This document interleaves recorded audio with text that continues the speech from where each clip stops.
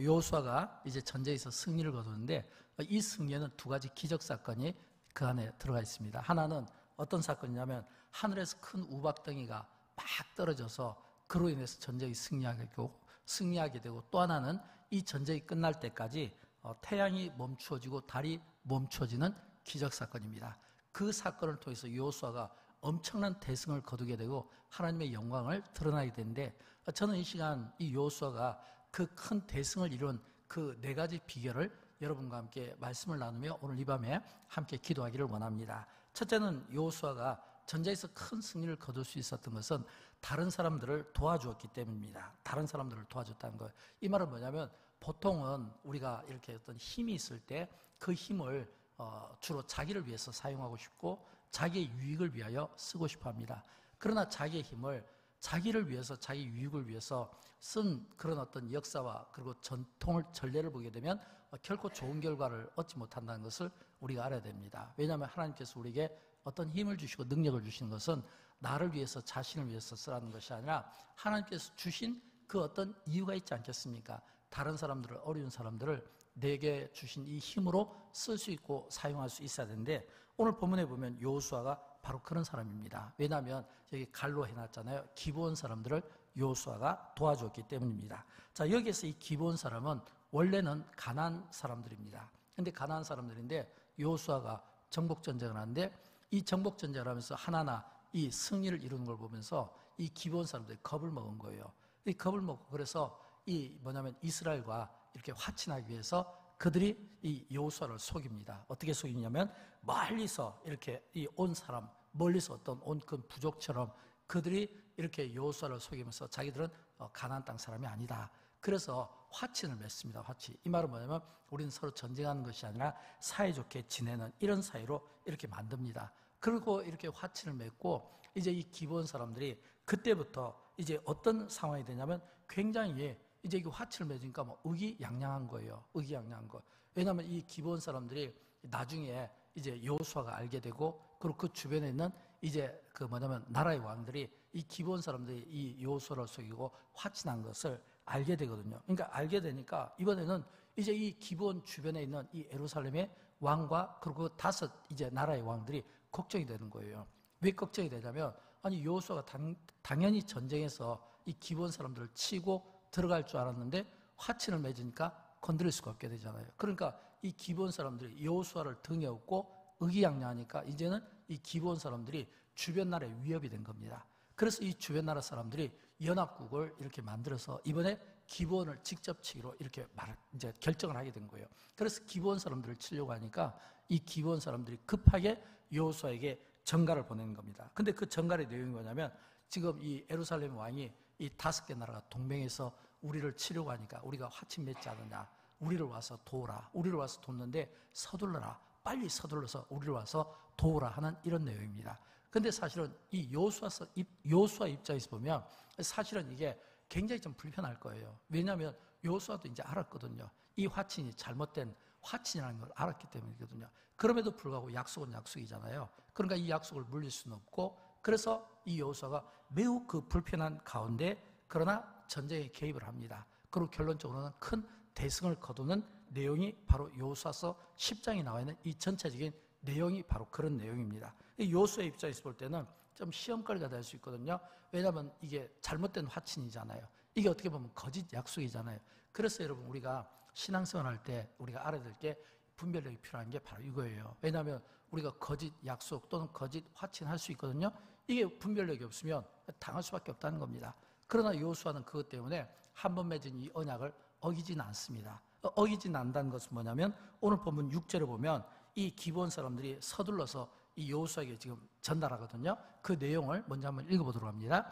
기브온 사람들이 같이 읽습니다. 기브온 사람들이 길갈 진영에 사람을 보내어 여호수아에게 전하되, 당신의 종들 돕기를 더디게 하지 마시고 우리에게 올라와 우리를 구하소서. 산지에 거주하는 아모리 사람의 왕들이 다 모여 우리를 치나이다 하매 아멘 이랬거든요. 그러니까 여호수아가 지금 이 기브온 사람들의 이 이야기를 듣고 매우 마음이 불편했지만 그러나 이 여호수아의 입장에서는 그 불편하다고 해서 한 번 맺은 약속을 어길 수 있습니까? 어길 수 없는 거예요. 그래서 그 약속을 지키기 위해서 행동으로 옮깁니다. 행동으로 옮기는 것은 뭐냐면 불편하지만 그러나 그거보다 하나님 앞에서 한 이 약속을 소중히 여기고 또 사랑하는 사람도 아닌데 그들을 위해서 우리가 싸워서 죽기라도 하면 억울하잖아요. 그래도 결국에는 그들을 돕기 위해서 진심으로 전심을 다하는 이 여호수아의 이 모습은 상당히 높이 평가받을 만해요. 하나님께서 그런 이 여호수아의 이 모습을 굉장히 좋게 본 겁니다. 저는 여러분 우리가 살아가면서 분별력을 가졌으면 좋겠어요.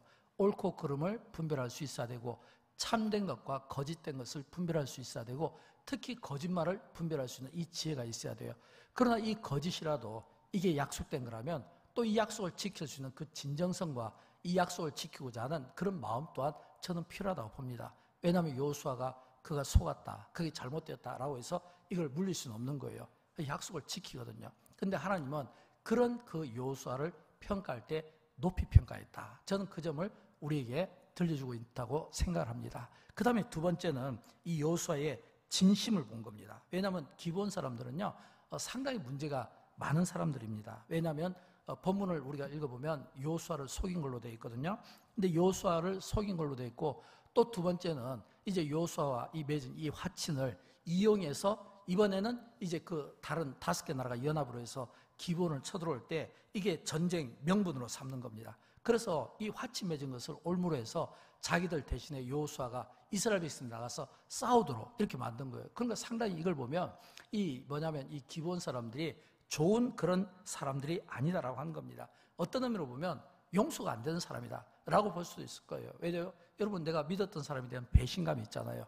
이 믿었던 사람에 대한 이 배신감 이거는 사실 진짜 용서가 안 되거든요. 우리가 인간관계에서도 그럴 수가 있어요. 믿었던 사람에 대해서 배신감, 속는 거, 계속해서 속는 거 이건 뭐냐면 진짜 참을 수 없는 일이거든요. 용서가 안 돼요. 그때마다 우리는 질문해야 됩니다. 어떤 질문을 해야 될까요?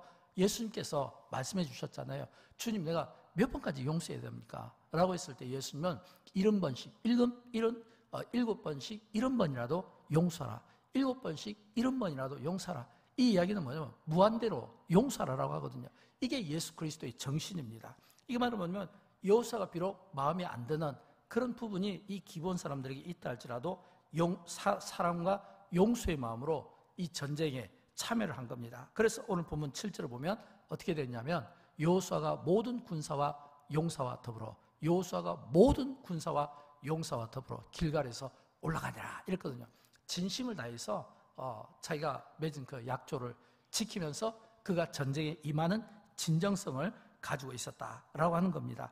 약속을 지키기 위해서 몸부림치는 이런 이 모습을 하나님은 굉장히 귀하게 보시고 있다라고 하는 것입니다. 그 다음에 세 번째는 하나님의 기쁨이 되었다고 생각합니다. 우리가 즐겨 부르는 복음송 가운데 이런 가사가 있잖아요. 나 주님의 기쁨 되기 원하네. 나 주님의 기쁨 되기 원하네. 내 마음을 새롭게 하소서. 이런 마음이 있잖아요. 이 여호수아는 어떤 의미로 보면 그는 하나님의 마음에 기쁨이 되기 위한 하나님의 기쁨을 위한 이런 삶을 그가 살았다는 것을 볼 수 있어야 됩니다. 왜냐하면 우리는 겉으로 드러난 사건도 중요하지만 사실 이 여호수아서 20장에서 나온 이 두 가지 큰 기적 사건을 통해서 승리를 얻게 된 이 사건에서 정말 우리가 보아야 되는 것은 외형적인 드러난 어떤 외적인 전쟁이 아니라 사실은 마음의 승리라고 저는 생각합니다. 마음의 승리. 왜냐하면 마음의 진정성에서 이 마음에서 사실은 이 여호수아가 이겼다는 것을 보게 되는 겁니다. 여러분 여호수아가 기브온 사람들을 알았습니다.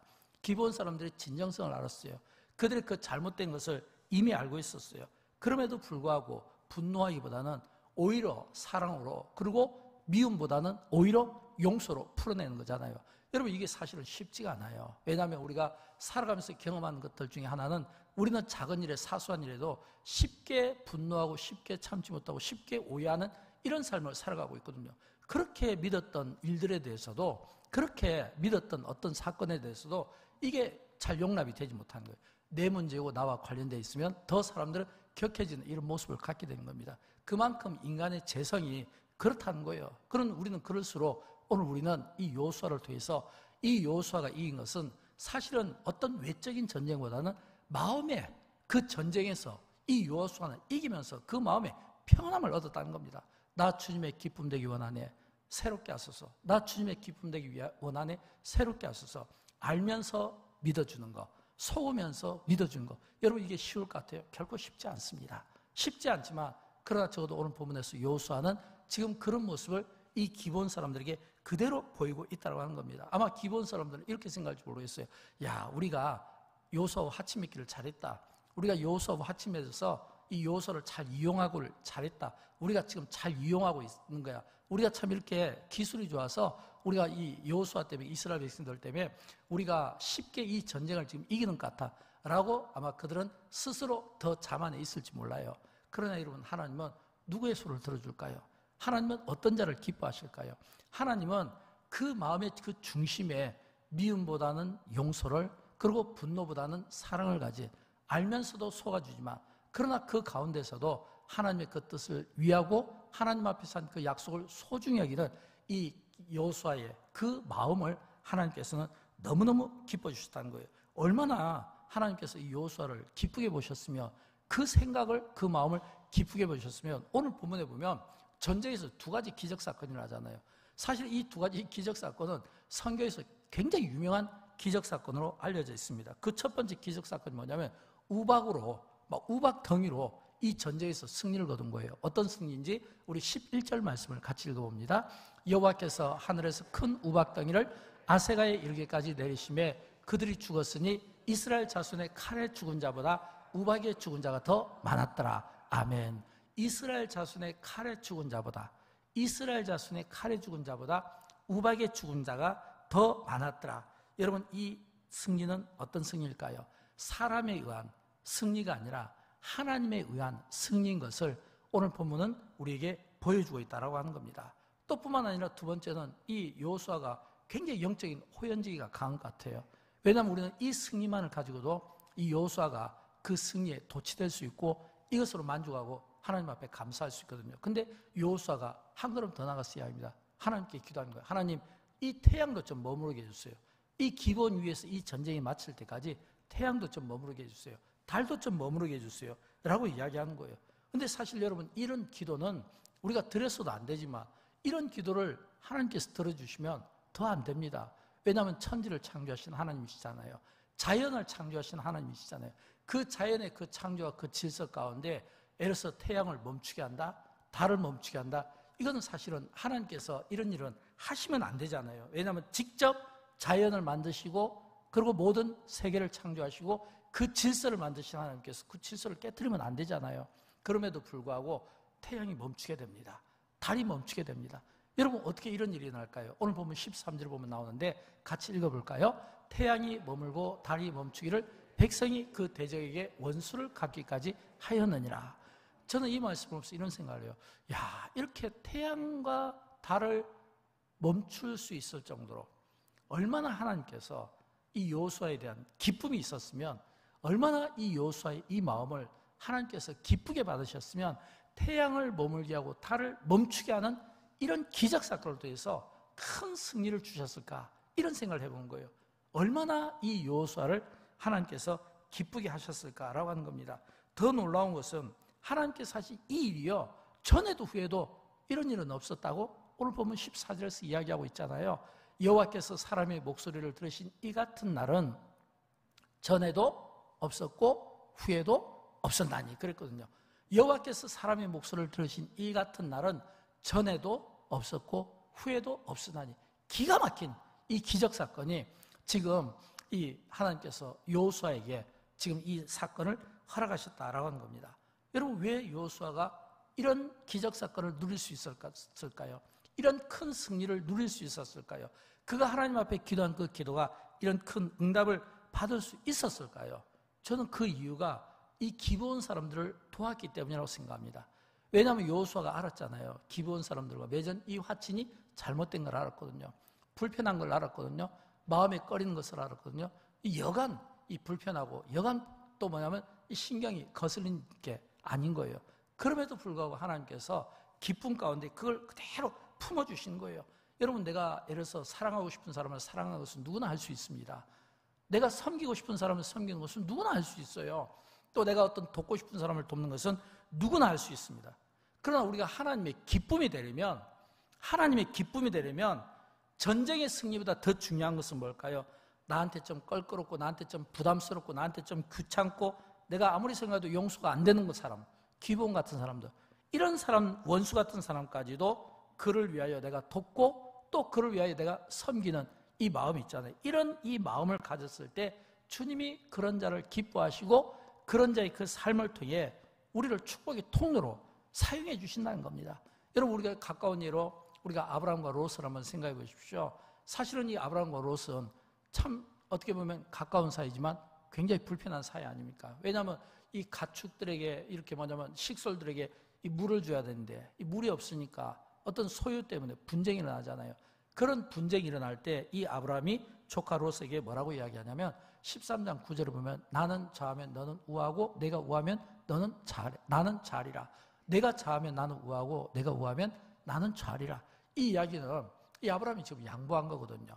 사실 조카 롯에게 다 빼앗긴 거예요. 왜냐하면 조카 롯이 원하는 것을 다 가져갔잖아요. 그러니까 어떻게 보면 아브라함 입장에서 보면 엄청난 손해거든요. 그런 그 엄청난 손해를 당하면서도 조카 롯에게 다 그냥 양보하잖아요. 그것도 부족해서 나중에 이제 이 소돔성이 이제 또 연합국에서 또 이렇게 공격받고 롯이 또 전쟁포로로 끌려갈 때 사실은 이 아브라함 입장에서 보면 야, 잘 됐다.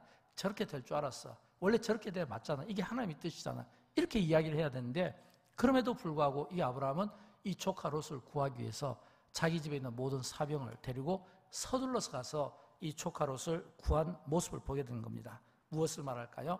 미워하지만 미워할 수 없는, 미움이 있지만 그 미움을 사랑으로 바꾼 이런 아브라함이 이 성숙한 이 모습을 우리가 보게 되는 것입니다. 그러니까 아브라함이 결과적으로 뭐냐면 그 지역의 강자로 군림을 하게 되는 겁니다. 결과적으로는 이 아브라함의 이 명성이 높아지게 되는 거예요. 여러분, 우리가 같은 선을 하더라도 선한 일에 선한 조건에 선을 행하는 것은 그건 진짜 선이 아니에요. 누구나 할 수 있는 일이에요. 그러나 내가 하기 싫은 일에 대해서도 내가 선을 행할 수 있는 것, 내가 용서가 안 되는 사람에 대해서도 내가 선을 행할 수 있는 것, 이런 선을 행하면 결국은 이 아브라함이 그 지역의 강자로 그 명성이 그 시대에 높아졌던 것처럼 하나님께서 우리를 들어 쓰실 때는 그런 들어 높이 쓰시는 그런 은혜를 베풀어 주신다. 이게 지금 이 여호수아에게 이런 큰 승리를 주신 것을 우리가 볼 수 있어야 됩니다. 마지막으로 네 번째, 저는 이 여호수아가 이 전쟁에서 정말 큰 대승을 거둘 수 있었던 것은 그의 그 삶이 예배로 시작해서 예배로 마치는 인생이었던 것을 저는 여러분에게 보여주고 싶어요. 왜냐하면 이 여호수아서 10장은 이 전체가 전쟁에서 싸워서 이긴 이런 내용만 나와 있는 건 아닙니다.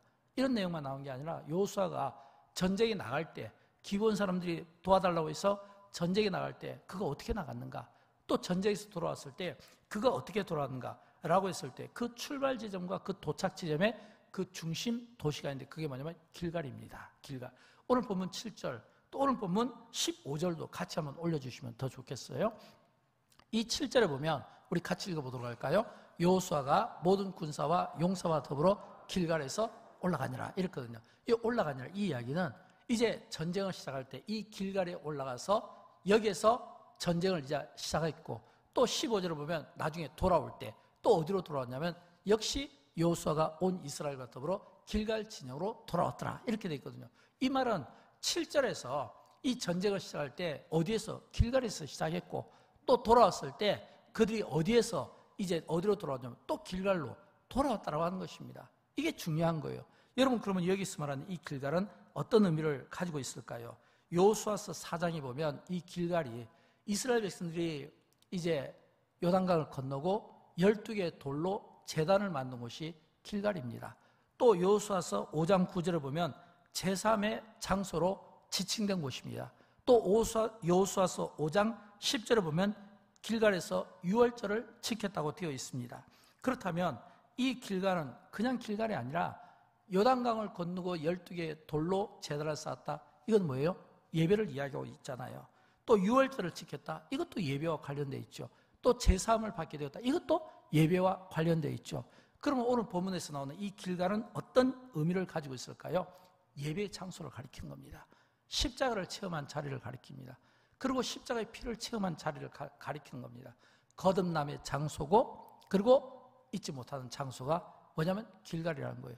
그렇다면 이 여호수아에게 이스라엘 백성들에게 이 길갈은 어떤 의미냐면 하나님을 만나고 하나님께 먼저 예배로 그리고 전쟁에 나갔고 돌아왔을 때도 승리를 주신 분이 하나님이심을 보고 거기에 또 예배로 감사하며 또 여기 머물렀던 거. 이게 뭐냐면 길갈이거든요. 그러면 이 길갈은 이 여호수아의 인생 가운데 영혼의 어떤 산실이 되는 겁니다.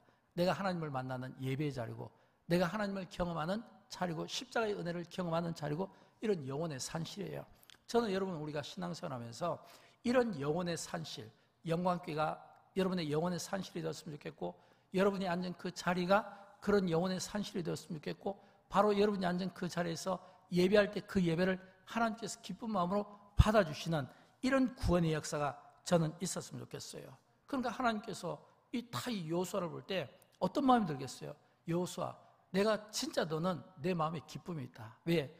너는 전쟁에 나갈 때도 먼저 예배의 장소에서 전쟁을 출발하게 되고 마칠 때도 다시 예배의 자리로 와서 또 이 길갈에서 또 예배를 드리는 예배로 시작해서 예배로 마치는 인생 멋지지 않습니까? 과거에 우리 부모님 세대 지금도 그런 분들이 있을 거예요. 지금도 예를 들어서 장사한다든지 또는 직장이나 또는 사업한다든지 처음 딱 가서 거기서 먼저 하나님 앞에 기도하고 또는 큐티 또는 말씀 보고 예배로 시작하고 또 퇴근할 때도 또 마칠 때도 또 하나님 앞에 기도하고 또 예배로 또 마치고 예배로 시작하고 예배로 마치고 기도로 시작하고 기도로 마치고 말씀을 묵상으로 시작하고 말씀 묵상으로 마치는 이런 인생을 이야기하는 거예요. 여러분 저와 여러분 우리가 우리의 매일 일상의 삶에서 그랬으면 좋겠어요. 아침에 일어나면 먼저 하나님 앞에 예배로 시작하고 또 마치면 잠자기 전에 잠자리 들기 전에 또 하나님 앞에 예배로 또 무릎 꿇고 기도하고 또 말씀 보면서 또 마치고 예배로 시작하고 예배로 마치는 그 인생에게 어떻게 하나님께서 승리를 주시지 않을 수 있겠습니까? 여호수아가 승리한 것은 그가 예배로 시작하고 예배로 마친 인생이었던 것을 오늘 우리에게 도전해 주고 있다고 하는 겁니다. 반대로 예배가 흔들리면 삶 자체가 흔들릴 수 있습니다. 그래서 우리는 예배 한 번 잘 드리면 그 한 번의 예배가 내 영혼을 바꿀 수 있고 예배 한 번 잘 들으면 그 한 번의 예배 가운데서 주님이 만나주시는 은혜가 있습니다. 저는 영광교회가 이웃초청주를 준비할 때 그런 마음으로 기도했으면 좋겠어요. 왜냐하면 우리가 신앙생활 하면서 우리가 믿음의 연수와 관계없이 우리는 늘 예배 가운데 하나님을 만납니다. 그러나 신앙을 간증하고 구원의 확신을 가지고 또 어떤 구원의 간증을 하는 분들을 들어보면 그분들이 주로 어디에서 그런 고백들을 많이 하게 되냐면 예배입니다. 내가 어느 날 내가 하나님 앞에 예배를 드리는데 말씀을 듣는데 그 말씀 가운데 그 예배 가운데 내 심령을 뜨겁게 하고 그리고 내 심령이 새로워지고 내가 거기서 거듭남을 경험하고 주님이 나를 만져주시고 내 병든 어떤 환우를 피 묻은 손으로 만져주시는 것을 느끼게 되고 주님이 내 속에 들어와서 역사하시는 것을 보게 되고 그래서 우리는 바울의 고백처럼 이제는 내가 사는 것이 아니라 내 안에 계신 그리스도께서 사시는 것이라 이런 이 고백들을 하게 되는 이런 이 간증들을 우리가 많이 듣게 되잖아요. 다 그들의 그 고백은 하나같이 예배의 자리였다는 거예요. 하나님은 그 예배의 자리에서 우리를 만나주시기를 원해요. 저는 이웃 초청주일 거기에서 이렇게 초청받은 분들 가운데 저는 확신합니다. 성령께서 반드시 그 가운데 그 영혼을 사로잡아 주시고 그 영혼을 강권적으로 역사해 주심으로 말미암아 그 영혼 속에 주님이 꼭 만나주시는 가운데 반드시 건진받고 구원받고 고침받는 이런 역사가 나타나게 될 줄로 믿습니다. 우리가 이 일을 위해서 함께 기도하면 반드시 하나님 영광 받으실 줄 믿으시고 오늘 이 밤에도 기도하는 가운데 성령께서 예배하고 기도하는 여러분을 꼭 만나주시고 여러분의 삶을 회복시켜주시고 여러분의 간절한 기도의 제목들이 선하신 뜻 가운데 응답받기를 주님의 이름으로 축원드립니다.